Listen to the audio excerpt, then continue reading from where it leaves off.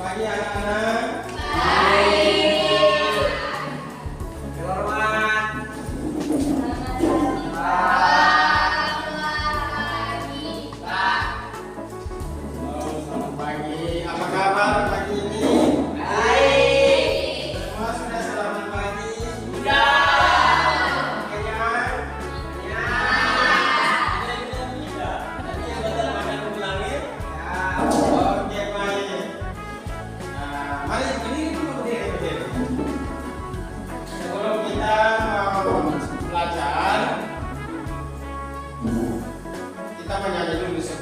Silakan satu orang pimpin dulu.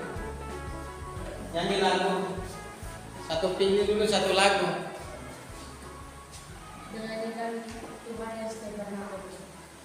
Tuhan Yesus tidak berubah, tidak berubah, tidak berubah.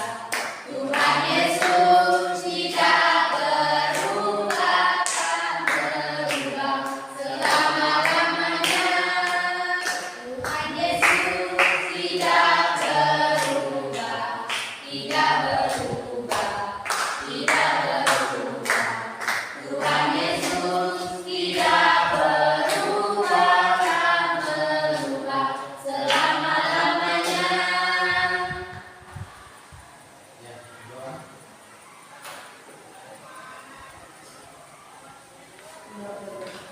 Bapak, kami ucapkan doa yang kami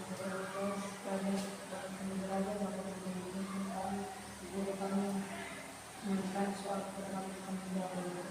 Terima kasih Bapak, terima kasih atas kami sampai berkata mengucapkan syukur haleluya. Amin. Ya, baik, terima kasih. Mari silakan dulu.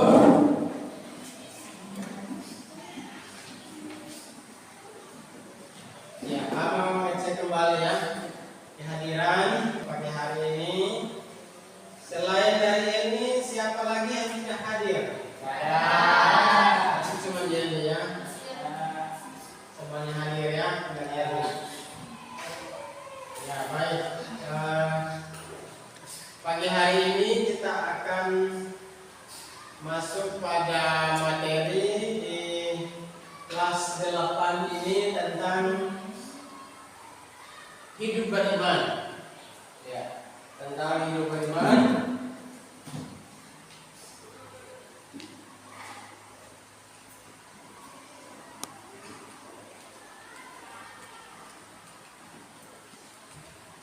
Tentang hidup beriman.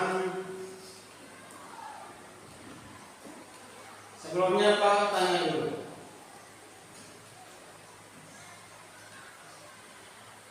Siapa yang pernah disuruh orang tuanya untuk berdoa? Suruh doa makan. Biasanya apa? Kalian suruh doa apa? Doa makan. Tidak minum. Doa makan dan minum ya. Ada lagi. Tidur. Doa untuk tidur. Doa untuk keluar rumah. Ada yang minta sesuatu kepada orang tua terus kemudian suruh doa. Ada. Makanya harus doa supaya dapat HP baru dari Papa. Kalau ada magic yang berkatnya dari Papa itu bisa beli. Dia hari ini belum ada, tapi ketika kita berdoa, orang tuanya diberkati dari hasil pekerjaan, hasil kebunnya, bisa beli apa yang diperlukan. Oke, baik, dalam materi ini tentang hidup beriman.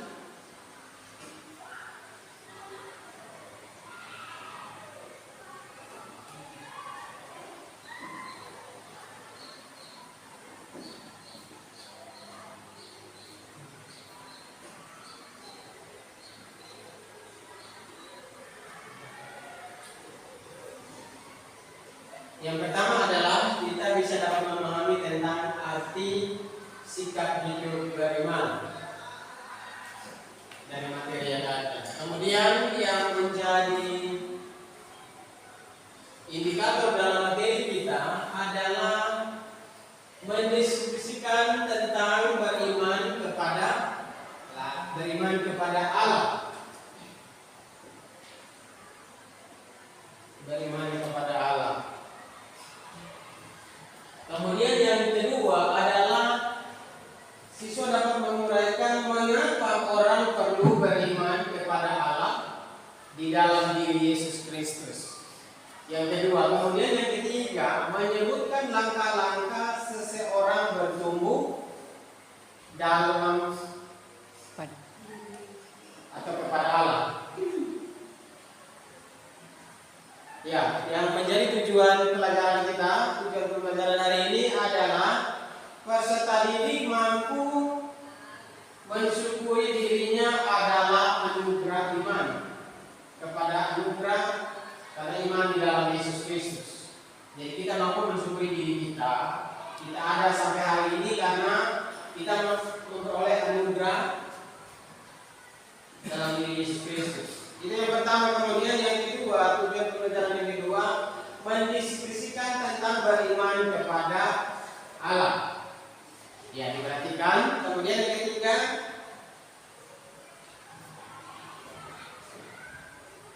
menguraikan mengapa orang perlu beriman kepada Allah dalam diri Yesus Kristus. Kenapa kita perlu beriman kepada Allah? Ya, seperti Pak tanyakan tadi, ada yang berdoa sebelum dia berangkat ke sekolah, dia berdoa sebelum tidur, berdoa sebelum makan, karena dia tahu bahwa hidupnya ada di dalam pemeliharaan Allah. Kemudian yang keempat menyebutkan langkah-langkah seseorang bertumbuh iman kepada Allah. Kemudian yang kelima menyatakan sikap hidup beriman hanya kepada Yesus Kristus. Dalam Kisah Para Rasul pasal 14 dan Ibrani pasal 11 ayat 1. Yang terakhir, mampu membuat sebuah karya berupa doa sempurna kepada Allah sebagai tanda beriman kepada Allah. Iya. Dari materi yang kita pelajari ini ada nilai-nilai karakter yang akan kita peroleh atau dapat dikenalkan kepada siswa sekalian adalah yang pertama memiliki nilai disiplin. Ya. Datang pagi, masuk kelas tepat waktu, ya. Kemudian ada percaya diri, ya. Yang ketiga berperilaku jujur, ya. Kemudian yang keempat tanggung jawab menghadapi masalah, dan kemudian ada rasa ingin tahu. Keenam peduli lingkungan. Mungkin kalian pernah lihat, pernah mendengar slogan tentang iman yang berbicara tentang lingkungan. Dikatakan apa? Kebersihan adalah bagian dari iman. Nah, itu contoh peduli terhadap lingkungan. Ya, baik, kita masuk pada materi pagi hari ini. Iman merupakan karunia Allah. Dalam Roma pasal 12 ayat 3. Silahkan dibaca dulu. Yang tidak bawa kitab boleh ambil kitab di depan. Ya, bawa permisan kepada.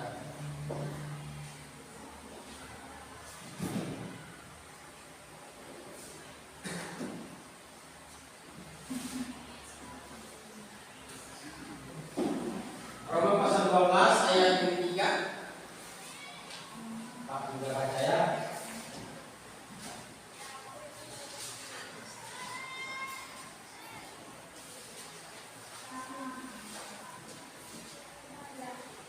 Ya, sama-sama kita baca firman Tuhan ini di dalam nama Tuhan Yesus. 2, 3. Berdasarkan kasih karunia yang dianugerahkan kepadaku, aku berkata kepadamu, janganlah kamu memikirkan hal-hal yang lebih tinggi daripada yang patut kamu pikirkan, tapi hendaklah kamu berpikir begitu rupa, sehingga kamu menguasai dirimu menurut ukuran iman yang dikaruniakan akan kamu masing-masing. Ya, jadi dikatakan bahwa kita bisa menerima sesuatu sampai hari ini karena kasih karunia Tuhan. Untuk itu jangan kita pikirkan sesuatu yang lebih tinggi daripada yang tidak bisa kita jangkau. Karena lebih daripada itu Tuhan yang berkuasa atas kehidupan kita. Referensi yang selanjutnya Roma pasal 10 ayat 16 sampai dengan ayat 21 dikatakan bahwa tanpa karunia Allah maka manusia tidak ada iman dalam hati manusia. Jadi kita bisa dapat memiliki iman kepada Tuhan karena apa? Kita dikaruniai oleh Roh Kudus untuk bisa percaya, mampu percaya dengan sesuatu dan percaya kepada Allah itu sendiri. Kemudian Ibrani pasal 11 ayat 1. Coba kita baca dulu itu. Itu ayat wajib, ayat hafalan yang tidak boleh diingat. Tapi harus buka dulu kita. Ibrani pasal 11.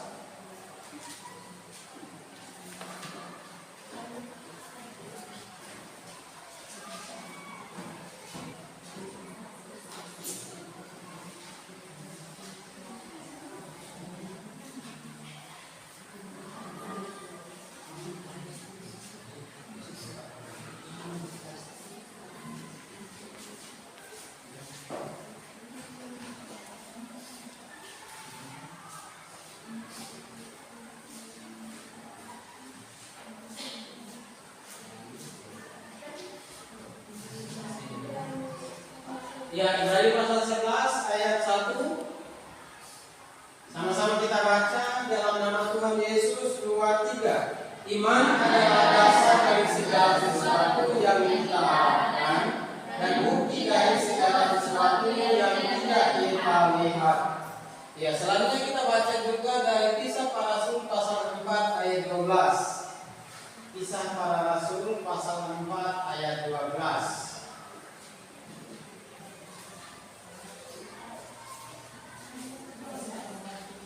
Kisah Para Rasul pasal 4 ayat yang ke-12.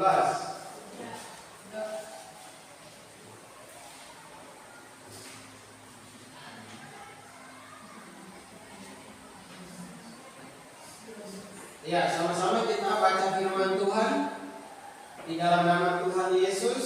2, 3. Dan keselamatan tidak ada di dalam siapapun juga selain dalam Dia. Sebab di bawah pulau langit ini tidak ada nama lain yang diberikan kepada manusia yang olehnya kita dapat diselamatkan. Ya, itu adalah merupakan dasar kebenaran firman Tuhan. Bahwa tidak ada siapapun dan barang apapun yang memberikan keselamatan di bawah pulau langit ini selain di dalam diri Yesus Kristus. Ya, baik, selanjutnya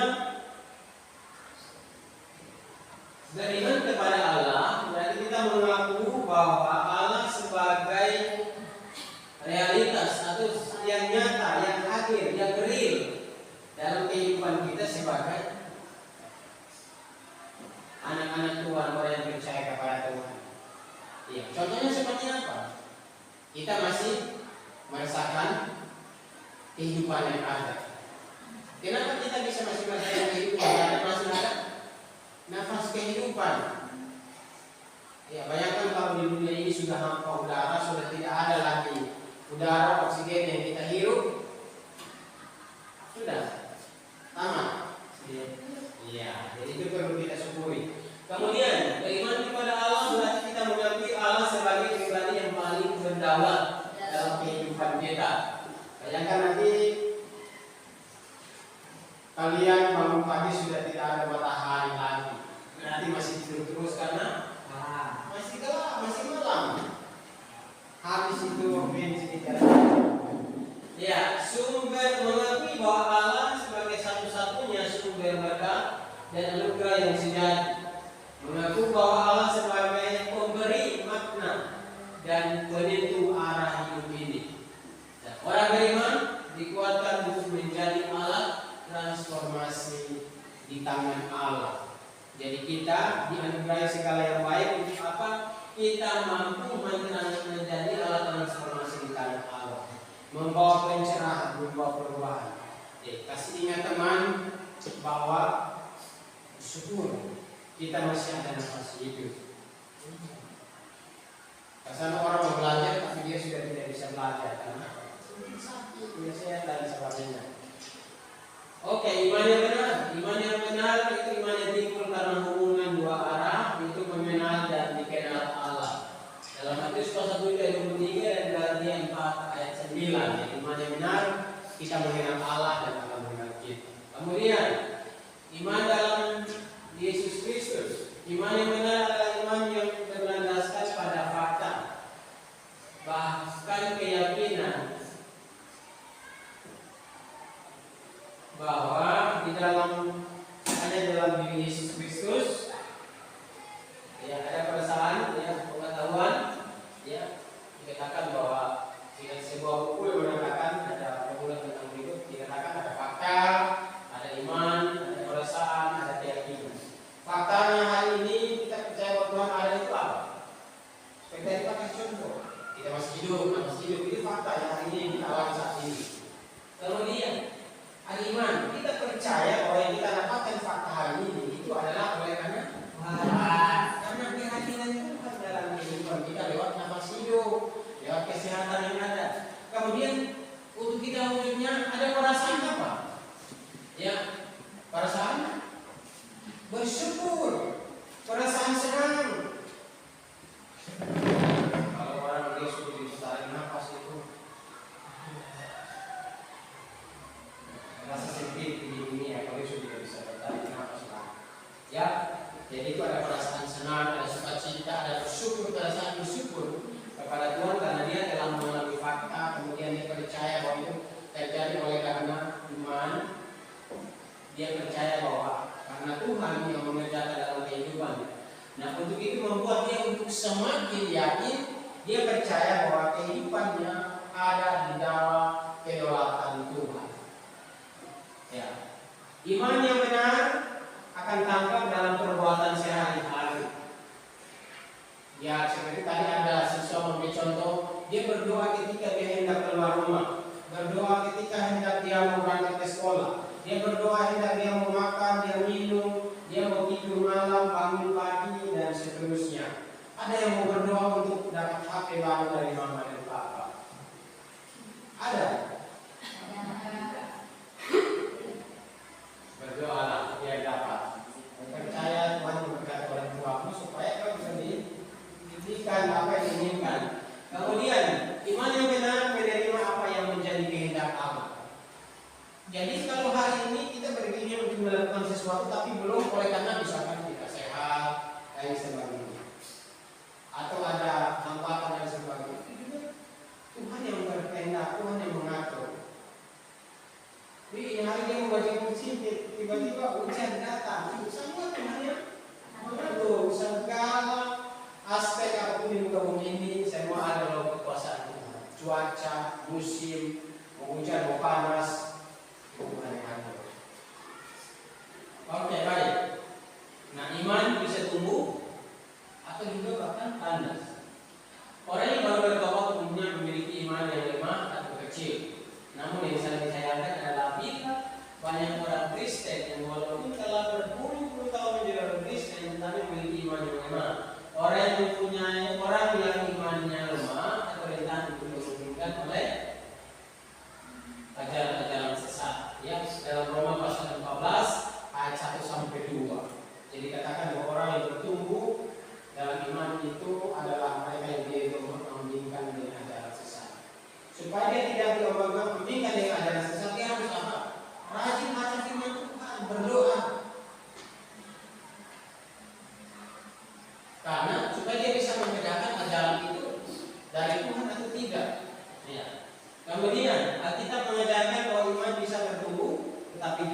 kandas tergantung apa yang diperbuat oleh orang tersebut selama hidupnya. Nah, iman tumbuh karena mendengar dan melakukan kehendak Allah, sedangkan iman bisa kandas karena tidak melakukan kehendak Allah dengan menolak hati yang nurani dan hati nurani yang murni.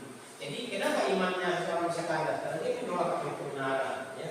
Bacakan firman Tuhan, dia tidak dengar, dia tidak perhatikan, apalagi dia percaya, dia yakini dalam kehidupannya. Ya. Kemarin dalam ibadah atau di setiap ibadah yang dijadwalkan oleh sekolah, ada yang sudah berkhotbah kan? Baca firman Tuhan kan? Anda sudah pernah berkhotbah? Belum. Berarti pikiran diberi pandai berkhotbah. Kemarin Josni sudah berkhotbah. Stephen sudah? Belum. Dia biasa khotbah di Pulau Keri. Sama dia punya penjasa. Oke. Hubungan antara iman dan pengharapan. Iman adalah dasar dari segala sesuatu yang kita harapkan dan bukti dari segala sesuatu yang kita lihat. Artinya dalam iman ada sesuatu pengharapan. Kemudian sebelum membuat seseorang memiliki pengharapan kepada Allah. Jadi arti kita punya iman, kita terus berharap. Oh, saya berharap, saya percaya Allah ada, Allah akan menolong saya, Allah akan mengumpulkan saya dan seterusnya. Itu adalah suatu sikap pengharapan kepada Tuhan. Kalau sedikit-sedikit, aduh, bagaimana ya, kayaknya saya tidak bisa. Itu bukan berharap, tapi itu adalah apa? Putus asa. Tapi saya percaya bahwa kalian punya Tuhan yang luar biasa, yang dipercaya, diyakini, pasti memberikan kepada kalian masa depan yang luar biasa. Betul? Betul. Amin. Amin. Ini sejalan kolektif ini, persembilan. Ya, baik. Nah, ini ada pertanyaannya. Bagaimana iman yang benar itu? Berikan contoh, ya. Sebentar nanti Pak bagikan yang buat kerja bersedidik, nanti kalian kerjakan di sana. Kemudian yang kedua, bagaimanakah beriman kepada Allah itu? Mengapa kita perlu beriman kepada Allah? Dan tuliskan langkah-langkah bertumbuh dalam iman kepada Allah. Ini tadi kan sudah ada ya materinya tadi itu. Iya. Tapi siapa yang punya materi pasti dia akan tahu. Oke. Sekarang Pak bagikan dulu materi. Ya, sebelum Pak bagikan materi, bagikan KPD-nya. Ada yang belum jelas dari materi ini? Ada yang belum jelas?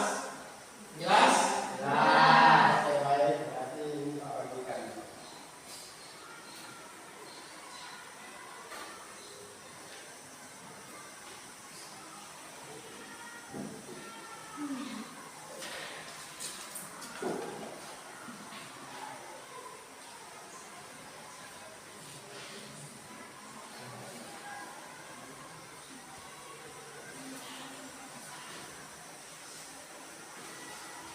Ya, Pak bagikan agak banyak ya supaya cepat kalian diskusi.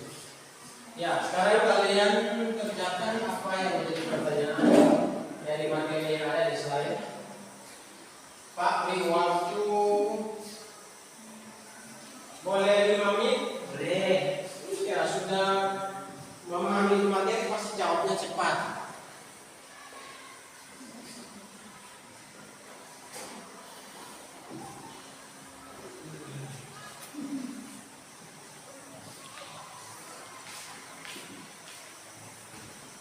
Jadi itu pertanyaan pertama, bagaimanakah iman yang benar itu seperti apa?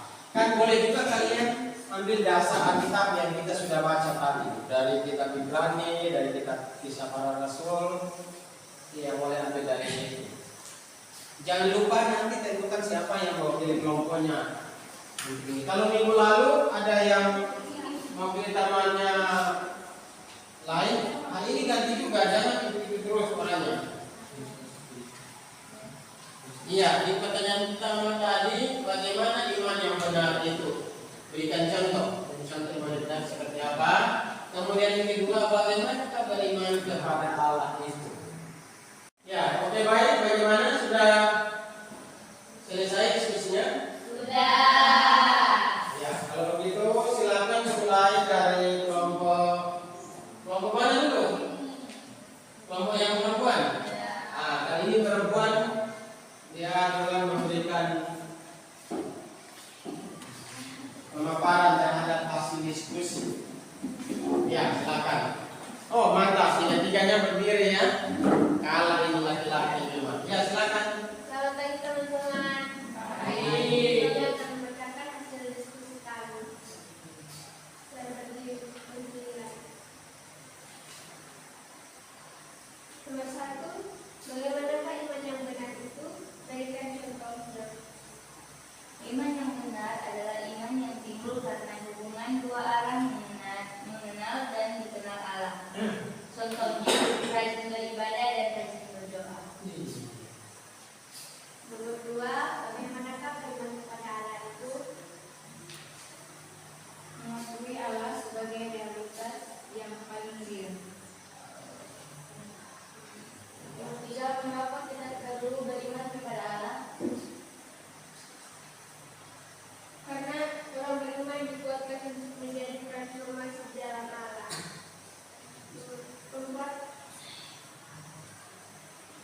Nomor 4, tuliskan langkah-langkah bertumbuh dalam iman kepada Allah. Iman kemudian mendengar dan melakukan kehendak Allah. Ya, berikan aplaus dulu untuk kelompok. Ya, selanjutnya silakan kelompok yang laki-laki menanggapi. Silakan. Berdiri, tanggapi mereka punya hasil pemaparan. Hasil diskusi yang sudah dipaparkan tadi. Menurut kelompok kami, jawaban mereka sudah sangat baik dan sudah dipahami. Oke, jawabannya sangat singkat, padat dan jelas dan ya begitu saja jawabannya. Ya, silakan kelompok yang ini gantian, yang laki-laki untuk memaparkan. Hasil diskusi kami yang nomor 1, bagaimanakah iman yang benar itu? Berikan contoh. Iman yang benar adalah berpegang teguh kepada Tuhan. Yang nomor 2, bagaimanakah beriman kepada Allah itu? Tetap percaya kepada Tuhan dan berpegang teguh kepadanya. Yang nomor 3, mengapa kita perlu beriman kepada Allah? Karena kita sudah diajarkan Tuhan arti beriman dan kita juga harus mempraktekkan di kehidupan kita sehari-hari. Yang keempat, tuliskan langkah-langkah bertumbuh dalam iman kepada Allah. Tetap berpegang teguh kepadanya dan berserah kepadanya. Oke, baik, terima kasih. Mari beri aplaus dulu. Ya, silakan pilih dari yang perempuan berikan tanggapan. Tanggapan kami, jawaban mereka sudah bagus, tapi cara membaca mereka itu sangat terbata-bata dan kurang jelas. Iya, itu tanggapan mereka. Bahwa jawabannya sudah benar, tapi dalam menyampaikan kembali hasil diskusi itu harus jelas. Jangan barangkali mereka gugup ya kalau sama perempuan. Maklum di kelompok mereka itu cuma 3 orang laki-laki, kalau banyak. Ya, baik. Itu koreksian untuk kelompok. Ya, mari kita aplaus untuk kita semua. Ya, terima kasih untuk 2 kelompok ini yang telah menyampaikan hasil diskusi yang ada. Baik, untuk pagi hari ini kita akan melihat apa yang menjadi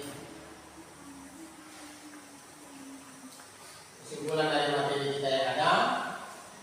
Ya, perhatikan kesimpulan materi. Iman yang benar adalah iman yang berlandaskan pada fakta, bukan keyakinan atau hanya perasaan atau pengetahuan. Tapi iman yang benar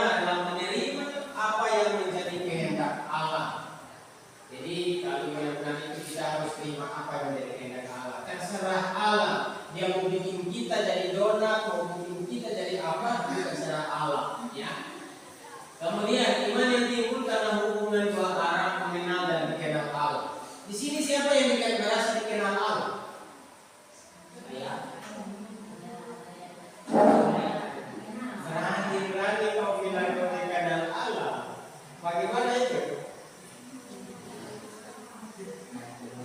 Karena selalu berjumpa dengan Allah melalui apa? Doa, baca firman Tuhan, apalagi ibadah, memuji Tuhan, beribadah, percaya kepada Allah, yakin akan kehadiran Allah dalam hidup kita. Maka kita pasti dikenal oleh Allah. Pak kasih contoh, kalau setiap hari kita ketemu seseorang, kita menyapa terus, pasti dia akan ingat. Oh, saya punya teman. Oh, saya punya teman namanya Terry. Bangun pagi dia menyapa saya dengan apa? Berdoa. Oh, dia mau makan, dia ingat saya. Oh, Tuhan berkati makanan yang saya sudah dapatkan melalui hasil pekerjaan orang tua, hasil pekerjaan saya. Dia ingat. Kita dikenal Allah. Mengakui Allah sebagai realitas yang paling real, mengakui Allah sebagai pribadi yang paling berdaulat dalam kehidupan kita. Jadi yang ada dalam diri kita ini tidak ada apa-apanya selain dari Allah yang ada dalam diri kita. Dan yang terakhir, mengakui Allah sebagai satu-satunya sumber berkat dan juga sejahtera. Ya. Mengerti ya materinya ya? Ya. Baik, kita akan ada yang mau bertanya? Jelas? Jelas. Mengerti? Oke, terima kasih. Mari kita sekali lagi tepuk tangan untuk ya, baik. Nanti silakan kumpul itu pekerjaannya di sini di depan sebelum nanti kita mau buang kelas ini. Ya, kasih.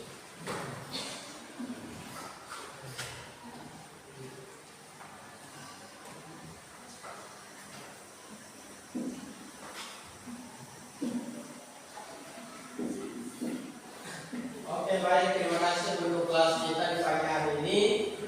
Mari Pak minta, ya, jangan lupa di rumah untuk berdoa. Ya, tadi pesan-pesan dari materi yang kita dapatkan tadi adalah mengakui kebesaran Allah dalam kehidupan. Dalam pertemuan minggu depan, Pak mau tunggu kesaksian atau cerita tentang karya Allah dalam hidup kalian. Contoh dalam hidup sehari-hari itu seperti apa? Minggu depan nanti Pak tunggu kalian maju di depan dan ceritakan. Pak Guru, minggu lalu Pak sampaikan materi dan hari ini saya datang bawa cerita bahwa Tuhan sudah ini dalam hidup saya. Ya, yang kalian alami dalam satu minggu. Masa tidak ada di dalam satu minggu kan? Ini sudah tidak mungkin ya. Pasti minggu depan kalian bawa cerita yang bagus karena penyertaan Allah yang begitu luar biasa. Baik, mari satu orang siswa memimpin dalam dua buka.